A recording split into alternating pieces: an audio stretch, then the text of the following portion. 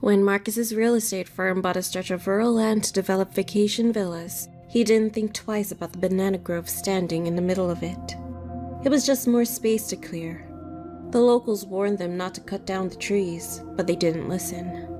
On the first day of clearing, chainsaws roared through the misty air.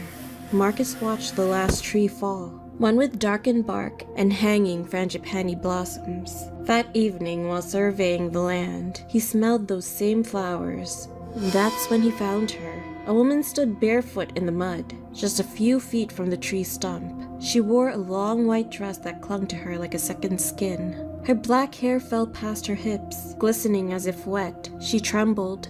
"Are you lost?" Marcus asked.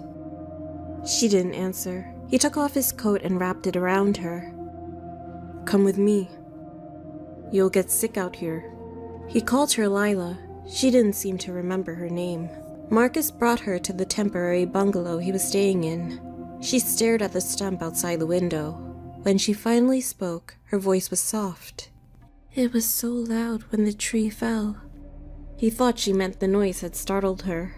He brought her food every day. She always thanked him, but he never actually saw her eat. Weeks passed. One night, he found her standing barefoot on the porch, staring at the stump. "This feels like home," she said without looking at him. "Then stay here," Marcus said, gently taking her hand. After 6 weeks, they got married. His friend Ethan raised an eyebrow when he found out. "You're not serious," he said. "You married her?" Marcus grinned. "You've seen her. Can you blame me?" Ethan frowned. "That's not what I mean. You don't know anything about her. She came out of nowhere." Marcus's smile faded. "You sound jealous." Ethan laughed. "I'm just saying, you need to be careful." They let it drop for a while. But Marcus started noticing how often Ethan watched her. Then one day, Marcus found him standing too close to her. After that, Marcus asked him to leave the project. They had a heated argument at work. "You're letting her change you," Ethan snapped. "You're just bitter," Marcus shot back. "You're done here. Don't come back." Ethan stared at him. Then he said quietly, "She's not what you think." Marcus dismissed him. Still, something about Lila started to unsettle him. At night, she'd stare out the window at the banana tree stump.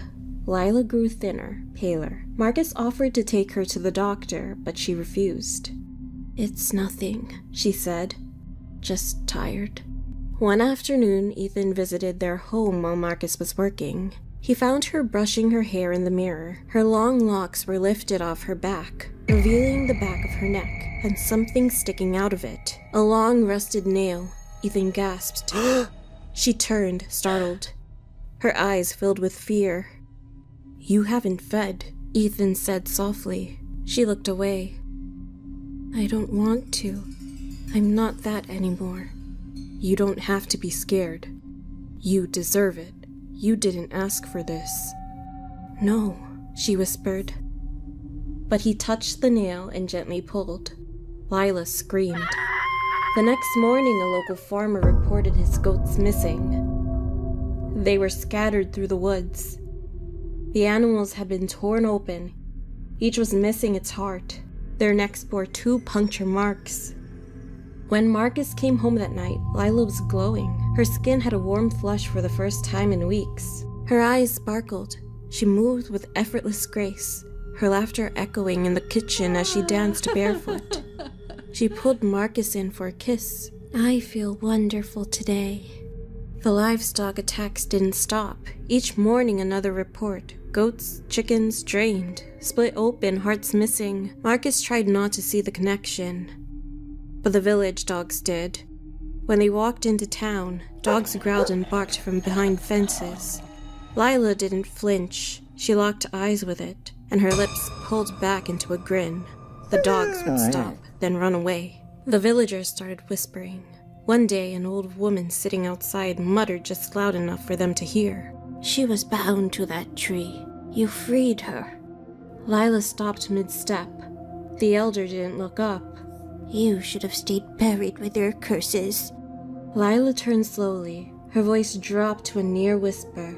Watch your tongue before I rip it out. The elder didn't move, but Marcus did. He tugged Lila away, smiling awkwardly. Let's go. Later that night, he couldn't stop thinking about it. He started waking in the middle of the night to strange sounds. Floorboards creaking, soft rustling by the door. He once found the front door ajar. Then came the stains, mud on her feet, dried dirt across the sheets. One night, dark smudges near her nails that smelled like iron. When he asked, she said she'd been sleepwalking. Marcus wanted to believe her. One night, Ethan returned while Marcus was at dinner with coworkers. He didn't knock. He walked in and found Lila standing just inside the door, smiling and ready for him to remove the nail. An hour later, she returned. Her white dress was soaked red from the chest down. Her hands trembled. Her face was streaked with tears and blood. She didn't look at him. Her eyes were wide, unfocused, locked on something only she could see. I didn't mean to, she whispered. Ethan got up from the couch. What did you do? I didn't want to hurt her. I just needed... She paused. I didn't know she was pregnant. Not until I smelled it. And by then, she fell to her knees. It smelled so good I couldn't stop it. It came back. The craving. The need. Ethan crouched beside her, not touching her. You were feeding on animals. You were controlling it. I tried. Her voice broke. But it's never enough. Then she told him everything. She had died alone in the woods, pregnant and bleeding. After her lover abandoned her, she screamed for help, but no one came. Her child died inside her. She was buried in a shallow grave beneath the banana trees, but she didn't move on. Her rage rooted itself in the earth.